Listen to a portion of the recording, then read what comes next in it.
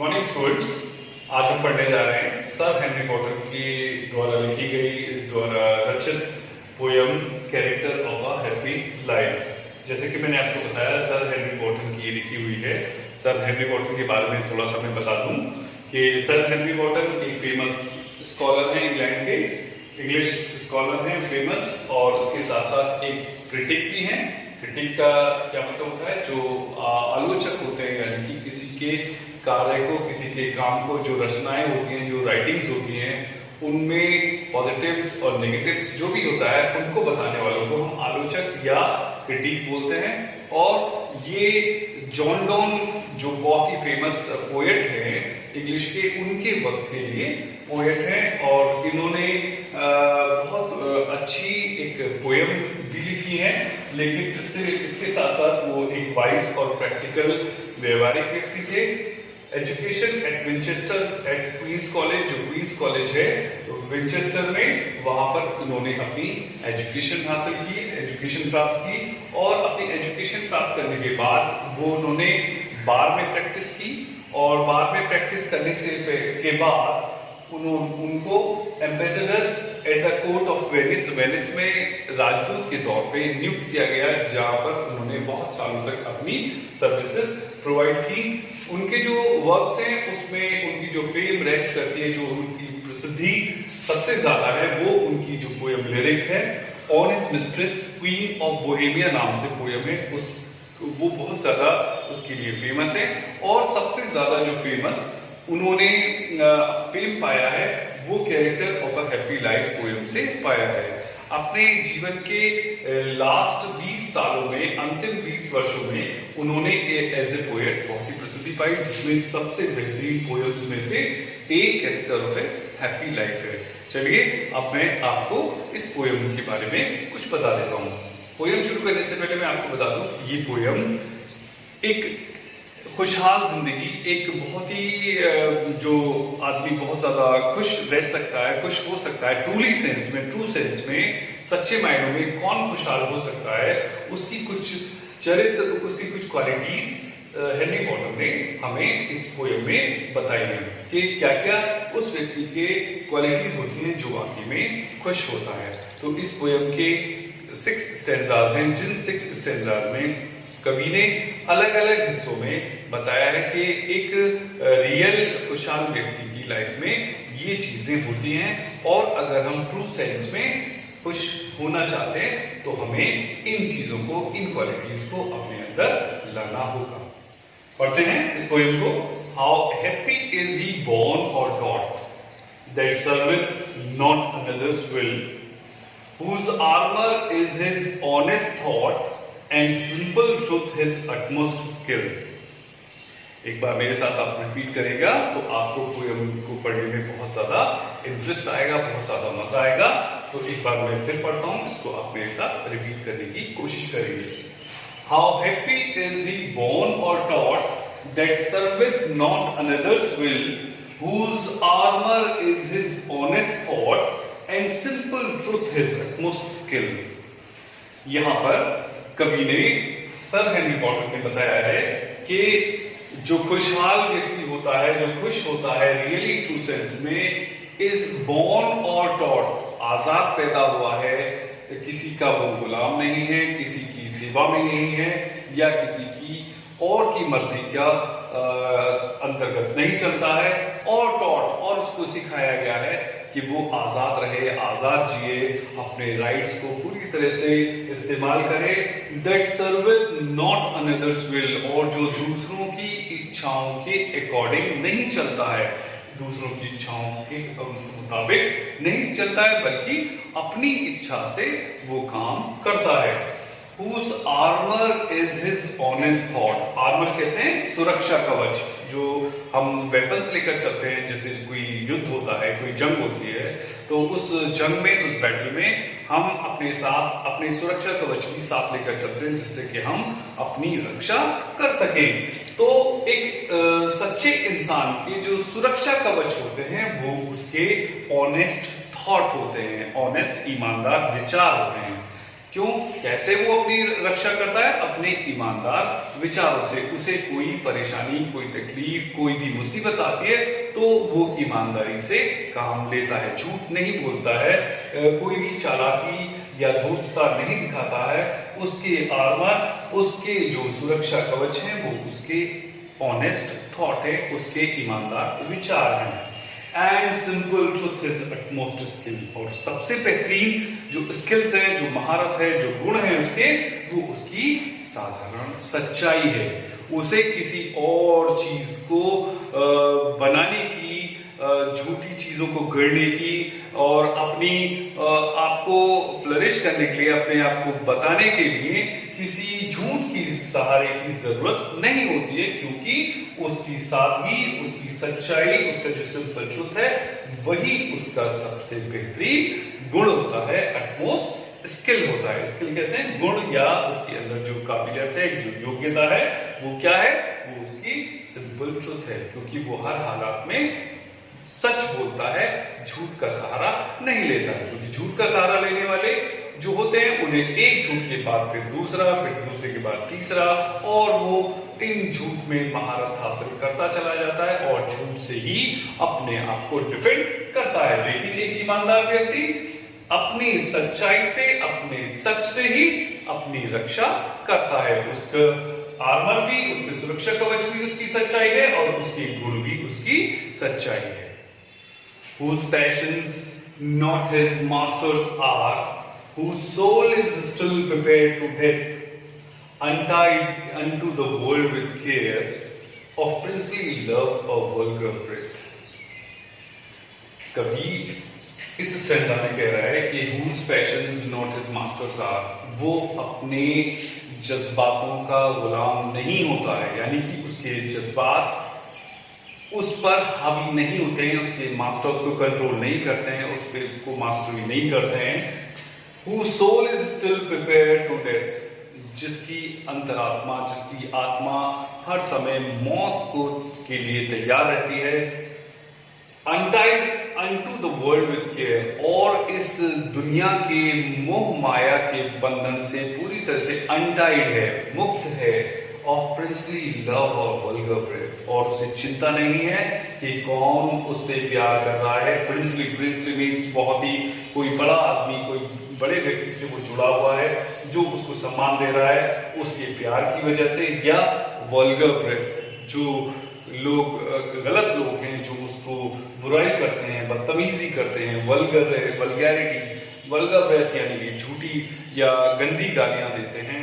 इन सब चीजों से वो विचलित नहीं होता है, प्रभावित नहीं होता है। Whose passions not his masters are, यहाँ पर कवि कह रहा है कि वो अपने जज्बातों का गुलाम नहीं होता है। इससे कहने का मतलब ये है, इसका अर्थ ये है कि इंसान अपने जज्बातों में बहुत सारी चीजें गलत कर जाता है, उसे ध्यान नहीं रहता है कि भावावेश में वो कुछ गलत कह गया, कुछ गलत कर गया, और उसके बाद फिर उसे पछतावा होता है, एहसास होता है, लेकिन तब कुछ भी नहीं हो सकता, वो चीजें वापस नहीं आ सकती हैं। तो जो फिर उसके बाद उसे दुखी होना पड़ रहा है अपने काम की वजह से, जो उसने भावावेश में, जो उसने इमोशंस में, जो पैशंस में आकर जो उसने गलत स्टेप लिया है, उसकी वजह से उसे बाद में पछताना पड़ता है, वो खुश नहीं होता है। लेकिन एक खुशहाल व्यक्ति अपने पैशंस को पूरी तरह से कंट्रोल करता है, मास्टर होता है उनका। क्यों? क्योंकि वो सब चीजों को बैलेंस करके, सब चीजों को नाप तोल करके चलता है और एकदम फैसला नहीं लेता है, और उसकी आत्मा हर समय मौत के लिए तैयार रहती है। इसका मायने ये है, इसकी मीनिंग ये है कि हम जितने भी लोग दुनिया में हैं, हर एक को मौत से डर लगता है। बच्चा हो, जवान हो या बूढ़ा हो, अगर किसी को मौत का बुलावा आ जाए या उसको पता चल जाए कि अब उसकी डेथ आने वाली है, या उससे पूछा जाए कि वो कितना जीना चाहते हो, तो सभी का जवाब ये होता है कि वो एक लंबे अरसे तक जीना चाहता है। लेकिन एक खुशहाल व्यक्ति को चूंकि जिंदगी से या धरती से या विश्व से या इस दुनिया से कोई अटैचमेंट नहीं होता है, तो इसलिए वो मौत के लिए हमेशा तैयार रहता है। और जब वो मौत के लिए तैयार है तो वो इस दुनिया से अनटाइड है, खुला हुआ है, मुक्त है। जैसे कि हम सब बंधे हुए हैं अपने परिवार से, अपने रिश्तेदारों से, अपने काम से, हर वक्त हम बिजी रहते हैं और इसी बिजीनेस में हम एक रोज चले जाते हैं और हमें पता नहीं चलता है। लेकिन untied unto the world with care, किसी भी तरह की परवाह नहीं करता है इस दुनिया से, वो मुक्त है, अनटाइड है और हर तरह के प्यार से या बदतमीजी के जो उसके लिए वर्ड्स यूज किए गए हैं उन सब से वो बेफिक्र होता है। वही सच्चा खुशहाल व्यक्ति होता है।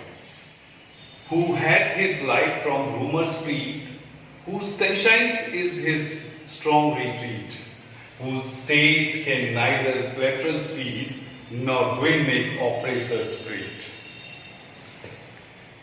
Who had his life from rumors freed, जो अपनी जिंदगी को, अपने जीवन को अफवाहों से दूर रखता है। अफवाहों से दूर कैसे रखता है कि वो दिलचस्पी नहीं रखता, वो इंटरेस्ट नहीं लेता किसी की भी बुराई करने में या बुराई सुनने में। आमतौर पे क्या होता है, हम लोग एक दूसरे की बुराई करने में बहुत ज्यादा दिलचस्पी लेते हैं। इधर से उसकी सुनते हैं, अच्छा ऐसा हुआ, वो उधर उसकी बताता है, वो उसको उसकी बताता है और ये हमारी जिंदगी अफवाहों से घिरी हुई होती है। और किसी की चुगली या किसी गलत बात सुनने में हमें बड़ा मजा आता है, करने में बहुत मजा आता है, आमतौर पर ऐसा होता है। लेकिन इन चीजों से हम क्या होते हैं, जब हम बुराई सुनते हैं या किसी की चुगली करते हैं तो इंटरनली हमें दुख होता है, खुशी नहीं होती है, हम बहुत ही अपने आप में शर्मिंदगी महसूस करते हैं अगर हम इंसान हैं तो। लेकिन फिर हम खुश नहीं रहते एक दूसरे की चुगली करके। तो इसके लिए खुशहाल व्यक्ति के लिए बारे में हम क्या कह सकते हैं कि एक खुशहाल व्यक्ति इन अफवाहों से परे रहता है, वो इन चीजों में दिलचस्पी नहीं लेता है, उसे बिल्कुल भी इंटरेस्ट नहीं होता कि वो किसी की चुगली सुने या किसी की बुराई करे। तो Who had his life from rumors freed, जो अपनी लाइफ को रूमर से, अफवाहों से आजाद रखता है, फ्री रखता है, मुक्त रखता है। Whose conscience is strong retreat, और जिसकी अंतरात्मा ही उसका सबसे मजबूत पहलू होता है, सबसे स्ट्रॉन्ग रिट्रीट होता है। वो अपनी अंतरात्मा से काम करता है, वो अच्छे और बुरे के बारे में सोचता है।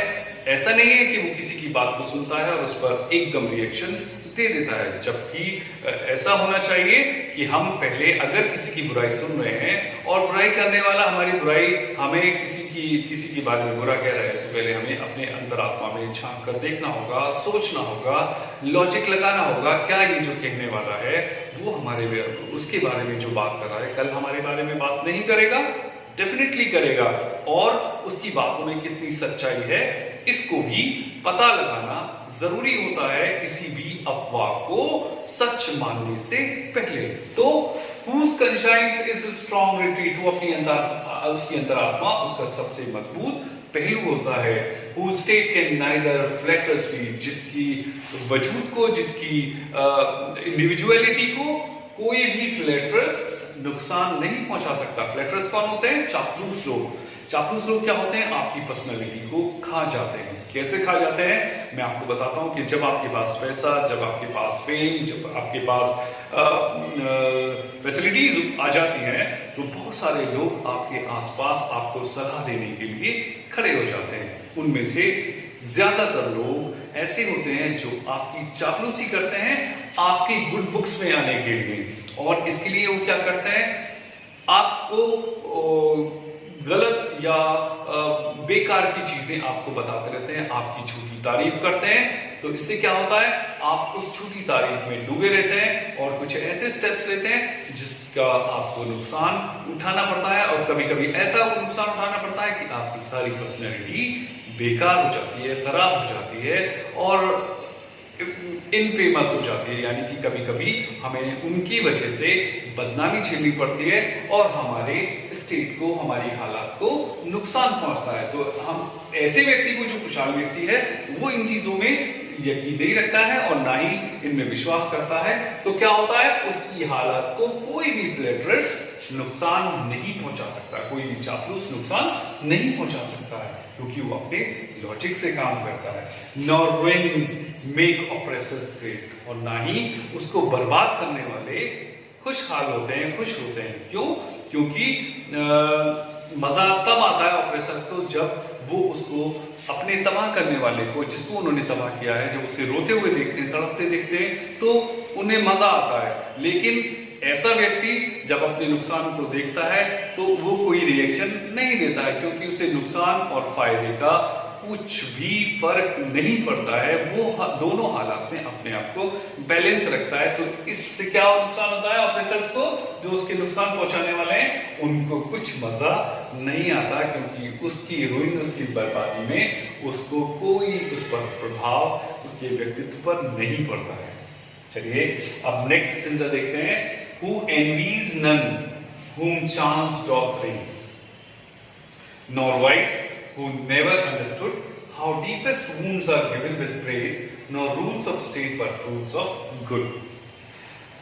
Who envies none, जो किसी से भी ईर्ष्या नहीं करता है, जेलसी नहीं रखता है, खासतौर से उनसे जिन्होंने पल भर में ही रातों रात मशहूरियत या प्रसिद्धि पाई है, और किसी भी तरीके से, मक्कारी से, झूठ से, फरेब से या इत्तेफाक से उन्हें रातों रात प्रसिद्धि मिली है या पैसा मिला है, ऐसे लोगों से जो ट्रूली हैप्पी पर्सन है वो कभी भी एनवी नहीं रखता, दुर्भावना नहीं रखता, जेलसी की फीलिंग नहीं रखता है। क्यों? क्योंकि उसे मालूम है मेहनत से आगे बढ़ने वाले लोगों से ही हमें प्रेरणा लेनी चाहिए। ऐसे लोगों से हमें बिल्कुल भी प्रेरणा नहीं लेनी चाहिए या प्रभावित नहीं होना चाहिए, जिन्हें किस्मत से आगे उठने का मौका मिल गया है। नॉर वाइज, और ना ही वो इविल्स हु नेवर अंडरस्टूड, जिनसे उन्हें पता नहीं चला, या वो बुराइयां के किस तरीके से, how deepest wounds are given with praise, के तारीफ की शक्ल में कितने गहरे जख्म उसको दिए गए, उससे भी वो प्रभावित नहीं होता है। ना ही वो एनवी करता है उनसे जिनको किस्मत ने ऊपर उठाया है, या मक्कारी से, वाइस से, बुराई से, इविल डीड से वो आगे बढ़ गए हैं और उन्होंने कुछ धन इकट्ठा कर लिया है, पैसा इकट्ठा कर लिया है, फेम पा लिया है गलत तरीकों से, वाइस तरीकों से, इविल डीड से, उनकी भी वो, उनसे भी वो जेलसी या उनसे प्रभावित नहीं होता है, या जेलसी फील नहीं करता है। और ना ही उसे परवाह होती है कि how deepest wounds are given with praise, कि उसे प्रेज की तारीफ की शक्ल में, प्रशंसा की शक्ल में उसे कितने नुकसान पहुंचाए गए। लोग आजकल क्या करते हैं कि मुंह पर तारीफ करते रहते हैं, बहुत ज्यादा तारीफ करते हैं और पीछे बैक स्टेप करते हैं, यानी कि पीठ में छुरा घोंपने का काम करते हैं। तो ऐसे लोगों से भी वो विचलित नहीं होता है, प्रभावित नहीं होता है। और no rules of state but rules of good, state के रूल्स को फॉलो सब करते हैं, लेकिन अच्छाई के रूल्स को एक खुशहाल व्यक्ति ही फॉलो करता है। रूल्स ऑफ स्टेट क्या होते हैं? जो हमारे संविधान, जो हमारा कानून है, हमारे देश का, हमारे समाज का, उस कानून को अगर हम फॉलो नहीं करेंगे तो हमें सजा मिलेगी सरकारी तौर पर, और कभी कभी हम बच भी जाते हैं। वो बड़े बड़े जो कानून हैं, बड़े बड़े जो जुर्म हैं, जो अपराधी हैं, वो अपने पैसे, अपने प्रभाव, अपने व्यक्तित्व बलशाली होने की वजह से वो कानून से बच जाते हैं।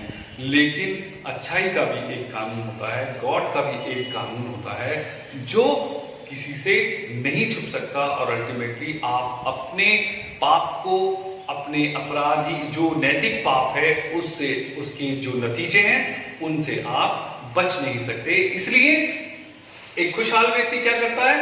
वो सिर्फ रूल्स ऑफ स्टेट को फॉलो नहीं करता, बल्कि अच्छाई के, गुड के या गॉड के कॉन्स्टिट्यूशन को, रूल्स को भी फॉलो करता है। और वो ये नहीं देखता कि इससे स्टेट के रूल्स टूट रहे हैं, बल्कि वो ये देखता है कि अच्छाई के रूल्स नहीं टूटने चाहिए, चाहे इसमें उसको कितना भी दुनिया का नुकसान उठाना पड़ जाए।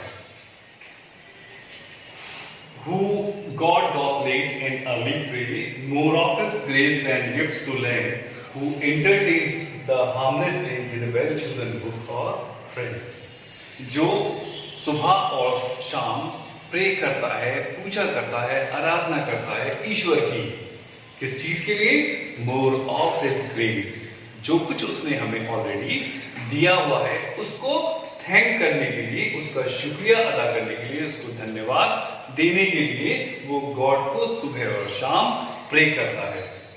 देन गिव्स टू लैंड, बजाय इसके कि वो ईश्वर से और मांगे कि मुझे ये दे, मुझे ये दे दे, ईश्वर मुझे ये दे दे, ईश्वर मुझे वो दे दे, इसके बजाय वो ईश्वर की आराधना या पूजा इसलिए करता है कि वो जो कुछ ऑलरेडी ईश्वर ने, गॉड ने हमें दिया हुआ है उसको थैंक कर सके, उसको धन्यवाद दे सके। इसके लिए वो सुबह और शाम ईश्वर की पूजा करता है। Who entertains the harmless day, जो अपने दिन को एंटरटेन करता है, बिताता है, स्पेंड करता है द हार्मलेस डे, बिना किसी को नुकसान पहुंचाए हुए। हार्मलेस डे मतलब ना तो वो किसी को नुकसान पहुंचाता है और ना उससे किसी को नुकसान पहुंचने का खतरा होता है। तो who entertains the harmless day with a well chosen book or friend, तो कैसे वो अपने दिन को हार्मलेस बनाता है? किसी वेल चूजन बुक के साथ या अच्छे दोस्त के साथ अपना दिन बिताकर वो खुद को भी नुकसान से बचाता है और किसी और को भी किसी भी नुकसान से बचाता है। Who entertains the harmless day with a well chosen book or friend, अच्छी चुनी हुई अच्छी किताबों के साथ या अच्छे दोस्त के साथ दिन बिताकर वो इस दिन को नुकसान रहित या हार्मलेस बना देता है। ये क्वालिटीज हैं एक हैप्पी, ट्रूली हैप्पी पर्सन की। This man is free from survival bands of hope of rise or fear to fall. He Lord of himself, though not of the lands, and having nothing, he hath all. And having nothing, he hath all. This is very striking line of this poem. कवि कह रहा है, this man is free from servile bands. वो servile जो bands है, गुलामों के जो बंधन वो हैं, समूह हैं, उनसे आजाद है। कौन से बंधनों से वो आजाद है?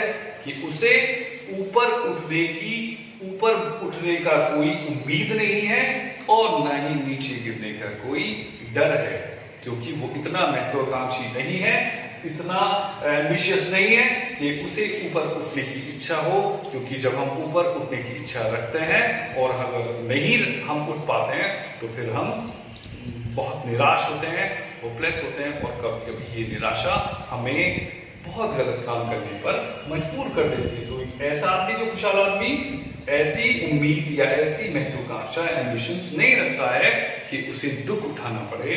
तो जब उसकी एम्बिशियस ही नहीं है तो उसे गिरने का कोई डर नहीं होता, और जब डर नहीं होता है तो वो नेचुरली हैप्पी रहता है, नॉट और फियर टू फॉल, ना ही उसे गिरने का कोई डर होता है।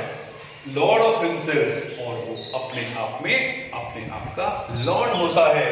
दो नॉट ऑफ लैंड्स, चाहे उसके पास जमीन हो, जायदाद हो, पैसा हो, ना हो, इस सब के बावजूद भी वो कुछ भी ना होते हुए, and having nothing he hath all, उसके पास सब कुछ होता है। Because he is all contented, he has self control, उसको उसके अंदर आत्मसंतुष्टि है, उसका सेटिस्फेक्शन उसे किसी भी चीज से ऊपर रखता है और वो अपने आप का लॉर्ड होता है। And having nothing he had all, कुछ भी ना होते हुए उसके पास सब कुछ होता है। इस तरीके से इस कविता के जरिए पोएट हेनरी वॉटन ने हमें एक संदेश दिया है, एक मैसेज दिया है कि हम कैसे एक खुशहाल जिंदगी जी सकते हैं। एक खुशहाल व्यक्ति के क्या कैरेक्टर्स हैं, इन स्टेंजास में, इस पोएम में कवि ने बहुत अच्छी तरीके से समझाया। डियर स्टूडेंट्स, हमारे जो एग्जाम में क्वेश्चंस आते हैं, दो तरह से क्वेश्चंस आते हैं। एक आता है सेंट्रल आइडिया और एक आता है रेफरेंस टू द कॉन्टेक्स्ट करने के लिए। अब मैं आपको एग्जाम के पॉइंट ऑफ व्यू से एक आसान तरीका जो मैंने अडॉप्ट किया है वो मैं आपको बताता हूं कि हमें दो क्वेश्चंस को करने के लिए एटलीस्ट सेंट्रल आइडिया बहुत अच्छी तरीके से याद कर लेना चाहिए। सेंट्रल आइडिया अगर हम याद कर लेते हैं तो हमें रेफरेंस टू द कॉन्टेक्स्ट करना भी बहुत इजी हो जाता है। कैसे इजी होता है मैं आपको इसका एक तरीका बताऊंगा। पहले हम सेंट्रल आइडिया डिस्कस कर लेते हैं। सेंट्रल आइडिया में हमने क्या लिखा है, in this poem the poet tells that the moral qualities are better than worldly positions. Poem में कवि कहता है कि मॉरल क्वालिटीज, नैतिक जो गुण हैं वो बेटर है वर्ल्डली पोजीशन से, दुनियावी जो हमारे पे चीजें उनसे। A truly happy man is honest and sincere। एक वाकई में जो ट्रू सेंस में आदमी खुश है वो ईमानदार है और सिंसियर है। He does not care for richness or fame। उसे richness अमीर होने की या फेम पाने की कोई चिंता नहीं है। He works according to his conscience। वो अपनी अंतरात्मा के मुताबिक काम करता है। प्यार या इविल्स उसको इफेक्ट नहीं करते हैं। वो ईश्वर को थैंक करता है। He prays God to thank for his gifts rather than asking for the gifts। वो ईश्वर को उसके दिए हुए जो गिफ्ट्स हैं उसको धन्यवाद देने के लिए ईश्वर की पूजा करता है, आराधना करता है, ना कि उससे और गिफ्ट्स देने के लिए। वो अपना टाइम स्पेंड करता है। He spends his time with good books or friends। वो अपने अच्छे टाइम को अच्छी तरह से स्पेंड करता है अच्छी किताबों में और अच्छे दोस्तों में। एज ही सेल्फ कंटेंटेड, चूंकि वो एक बहुत ही आत्मसंतुष्ट व्यक्ति है। He is the lord of himself. वो अपने आप का लॉर्ड है। तो इस तरह से आप देखेंगे ये सेंट्रल आइडिया हो गया। हम इसको कैसे यूज करेंगे रेफरेंस टू द कॉन्टेक्स्ट में, आइए इसको करते हैं। चलिए अब हम करते हैं रेफरेंस टू द कॉन्टेक्स्ट। जैसे मैंने आपको बताया था कि सेंट्रल आइडिया का अगर आपको याद है सेंट्रल आइडिया तो आपको रेफरेंस टू द कॉन्टेक्स्ट करने में बहुत आसानी हो जाएगी। कैसे अब मैं बताता हूँ। सबसे पहले हम ये लाइन लिख लेते हैं शुरू में, जो क्वेश्चन पेपर में आएंगे वो पूरा लिखा हुआ होगा, लेकिन आपको शुरू के 3-4 वर्ड लिखने होंगे, डाइजेस्ट लगाना होगा और लास्ट के 2-3 वर्ड लिख लेने होंगे। उसके बाद हम लिखेंगे रेफरेंस में लिखेंगे these lines have been taken from the poem Character of a Happy Life composed by Sir Henry Wotton। जैसा आप पहले लिखते चले आएंगे। संदर्भ में क्या लिखेंगे कॉन्टेक्स्ट में, in these lines the poet tells about the qualities of a happy man in a true sense। अब आपने गौर किया होगा, नोटिस करें कि हमने सारी पोयम को लगभग इस एक लाइन में हमने लिमिटेड कर दिया है। अब चाहें तो आप इस कॉन्टेक्स्ट को किसी भी इस पोयम के किसी भी पार्ट पर अप्लाई कर सकते हैं, ठीक है। उसके बाद आते हैं एक्सप्लेनेशन पे। अब आप गौर कीजिए व्याख्या पे। जो हमने सेंट्रल आइडिया लिखा था उसी सेंट्रल आइडिया से मैंने कुछ लाइंस यहाँ पर जो इस स्टैंजा से ली होती है मैंने उनको इस पर लिख दिया है, जो आप नोटिस भी करेंगे, ऑब्जर्व भी करेंगे। तो इस तरह से सेंट्रल आइडिया आपको न सिर्फ सेंट्रल आइडिया वाला क्वेश्चन पूरा करने के लिए हेल्प करेगा बल्कि आपको एक्सप्लेनेशन भी करने में मदद करेगा। और अगर फॉर्चुनेटली आपको रेफरेंस टू द कॉन्टेक्स्ट और पोयम यानी सेंट्रल आइडिया करने के लिए आया तो एक ही पोयम से, तो ये आपके लिए डबल बेनिफिट होगा और इससे आप फायदा ले सकते हैं। तो चलिए एक्सप्लेनेशन देखते हैं। The poet says that the moral qualities are better than the worldly positions. Poet कहता है, कवि कहता है कि मॉरल क्वालिटीज वर्ल्डली पोजीशन से ज्यादा बेहतर होती हैं, क्योंकि a truly happy man is honest. एक ट्रूली हैप्पी पर्सन जो होता है वो ऑनेस्ट होता है, सिंसियर होता है, उसे राइज या फॉल की कोई चिंता नहीं होती है। He is the lord of himself. वो अपने आप में खुद का लॉर्ड होता है। As he is self contented, क्योंकि वो सेल्फ कंटेंटेड है। तो इस तरीके से हमने अपना ये चैप्टर, ये पोयम पूरी की और इसके साथ साथ हमने सेंट्रल आइडिया और एक्सप्लेनेशन भी कर लिया है। तो अगर इसमें आपको कोई दिक्कत नजर आती है, परेशानी आती है, तो आप इसको लिख कर प्रैक्टिस करिए सेंट्रल आइडिया के साथ। पोयम को एक बार रिवाइज करिए और इसको अच्छी तरह से लिखकर याद करने की कोशिश कीजिए। अगली पोयम में कल फिर हम आपको लेके आएंगे अगले पोयम के साथ। तब तक के लिए गुड बाय।